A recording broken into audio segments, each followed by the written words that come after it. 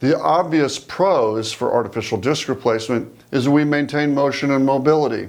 As most of you know, I've had artificial discs in my neck, I have 3 in my low back, but I'm able to remain active and functional and maintain my spinal mobility.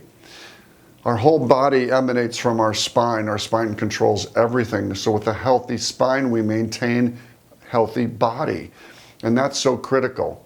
So I'm against fusion, as most of you know, but artificial disc replacements have so many advantages that by replacing the disc, we're able to maintain motion.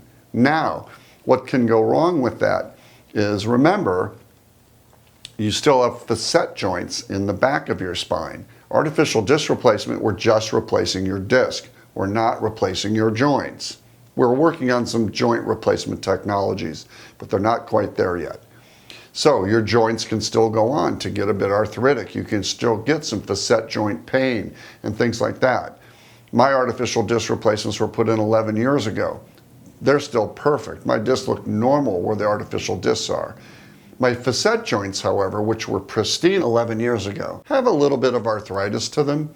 They don't bother me or cause any pain, but there's something that still can happen because with fusion, nothing moves anymore, so nothing gets any worse. The facet joints don't get worse, and the disc is fused, so it doesn't get worse. As any device where you still have motion and mobility, things can still occur there that would happen if you had a normal disc. The only difference is you won't herniate your disc again because it's gone, but you can build up bone spurs and other things, as well as develop some facet joint arthritis.